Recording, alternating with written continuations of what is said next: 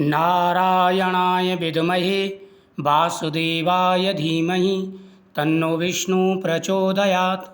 स्वागत है आप सभी का मेरे YouTube चैनल पर आषाढ़ मास के 12वें अध्याय की कथा। देवऋषि नारद जी कहते हैं कि प्राचीन काल में एक नगर में विभासु नामक एक ब्राह्मण रहता था। वह अत्यंत दरिद्री था, लेकिन धर्मनिष्ठ और सत्यवादी था। उसे शास्त्रों का अच्छा ज्ञान था, परंतु फिर भी जीवन यापन के लिए भिक्षा पर निर्भर रहता था। उसके पास कोई संपत्ति नहीं थी, फिर भी वह आषाढ़ मास में प्रतिदिन स्नान, व्रत और भगवान विष्णु का पूजन किया करता था। उसका नियम था कि वह आषाढ़ मास में प्रतिदिन भगवान विष्णु की पूजा करता था। एक दिन विभासु को मार्ग में एक वृद्ध ब्राह्मण मिले। वृद्ध ने उससे पूछा, हे ब्राह्मण, तू स्वयं दरिद्री है, फिर भी यह व्रत और दान क्यों करता है? यानी विभासु रास्ते में जा रहे थे, रास्ते में उनको एक ब्राह्मण मिले। ब्राह्मण ने कहा, तू खुद गरीब है, लेकिन फिर भी दान पुण्य करता है। हे ब्राह्मण, तू इतना दरिद्री होकर के भी इतना कैसे कर लेता है? धन तो नश्वर है। विनम्रता से विभासु ने ब्राह्मण को उत्तर दिया, हे ब्राह्मण देवता, धन तो नश्वर है, पर धर्म शाश्वत है। आषाढ़ मास में भगवान विष्णु की पूजा और व्रत करने से जन्मों जन्मों के पाप कटते हैं। यह पुण्य आत्मा को ऊर्ध्व गति प्रदान करता है। वृद्ध ब्राह्मण वास्तव में स्वयं नारद मुनि थे, जो उनकी परीक्षा लेने आए थे। वे अत्यंत प्रसन्न हुए और आकाशवाणी हुई, हे विभासु, तुमने आषाढ़ मास की महिमा को समझा और आचरण किया। तुम्हारा अगला जन्म एक राजा के रूप में होगा और तुम धर्मराज कहलाओगे। इसके बाद नारद मुनि स्वर्ग लौट गए और विभासु ध्यान मग्न हो गए। कुछ वर्षों के भीतर उसकी मृत्यु हुई और अगले जन्म में वह धर्मवर्मा नामक एक राजा के रूप में उत्पन्न हुआ, जिसने प्रजा के बीच धर्म और न्याय की स्थापना की। जो व्यक्ति आषाढ़ मास में श्रद्धा, भक्ति और नियम पूर्वक व्रत, स्नान और दान करता है, वह अगले जन्मों में उत्तम गति को प्राप्त करता है और उसे परम पद की प्राप्ति होती है। चाहे कोई निर्धन ही क्यों न हो, आषाढ़ मास में किए गए पुण्य कर्म निश्चित रूप से फलदायी होते हैं और व्यक्ति की हर मनोकामना पूरी हो जाती है। जो भी व्यक्ति पूरे नियम के साथ में भगवान की पूजा करते हैं, उनके जीवन में कभी कोई कष्ट नहीं आता। उनके जीवन में आ रहे सारे कष्ट और परेशानियां दूर हो जाते हैं। सभी को नियम पूर्वक, प्रयत्न पूर्वक भगवान का पूजन अवश्य करना चाहिए। जो भी भगवान की पूजा करते हैं, भगवान उनकी हर मनोकामना पूरी करते हैं। जीवन में आ रहे सारे कष्ट दूर हो जाते हैं और हर प्रकार की मनोकामना पूरी हो जाती है। चाहे इतना भी आपके वश की हो, जितना भी आपका सामर्थ्य हो, उतना दान पुण्य अवश्य करना चाहिए। पूरे नियम के साथ में और श्रद्धापूर्वक की गई पूजा तथा दान अनंत गुना फल प्रदान करता है। आषाढ़ मास का द्वादशी दिन अत्यंत ही पुण्यकारक माना गया है। आषाढ़ मास आत्मनियंत्रण और सेवा का मास है। यह वह समय है जब परमात्मा को प्रसन्न करने के लिए हम अपने अंतःकरण को शुद्ध करते हैं और व्रत, तप, दान और भक्ति के मार्ग पर अग्रसर होते हैं। अगर आप नियमित रूप से आषाढ़ मास के कथाओं का श्रवण करते हैं और पूजा करते हैं, तो आपकी प्रत्येक मनोकामना पूरी होगी। प्राचीन काल की बात है, विदेह देश में विभु नामक एक महान प्रतापी राजा राज्य करता था। वह बाहरी रूप से धर्मात्मा प्रतीत होता था, लेकिन अंदर से अहंकार और भोग विलास में लिप्त था।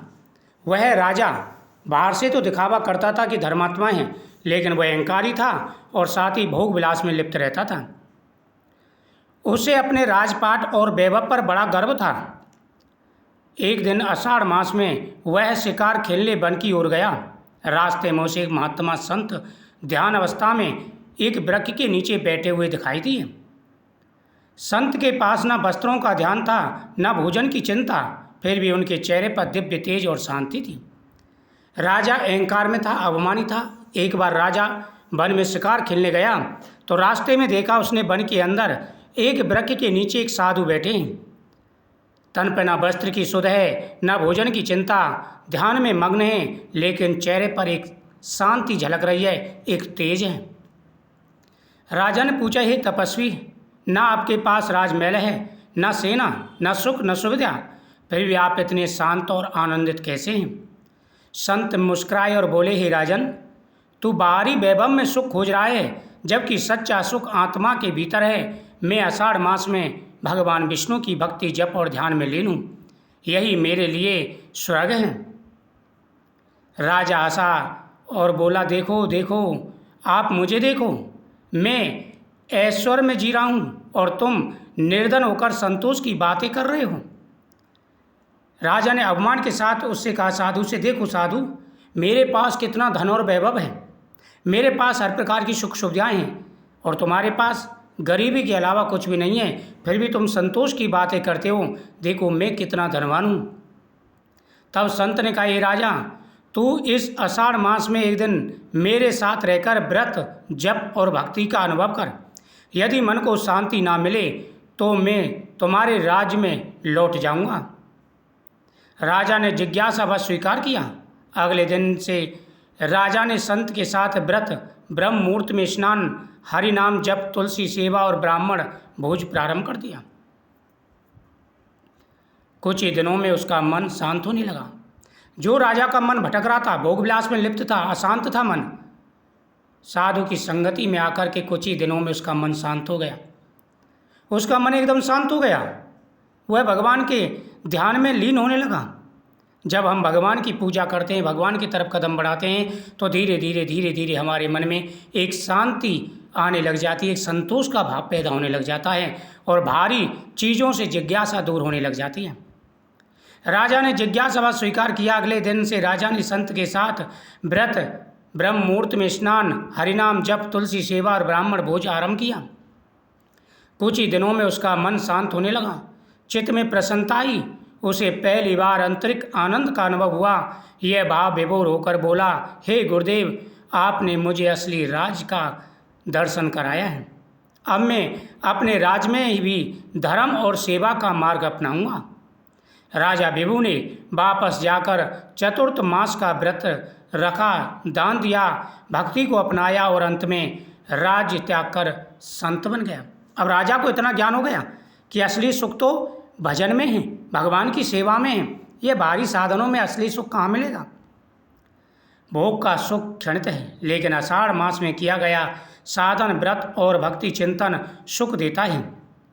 जो भी व्यक्ति इस मास में संतों की संगति करता है, धर्म मार्ग पर चलता है, वह मार्ग अग्रसर होता है।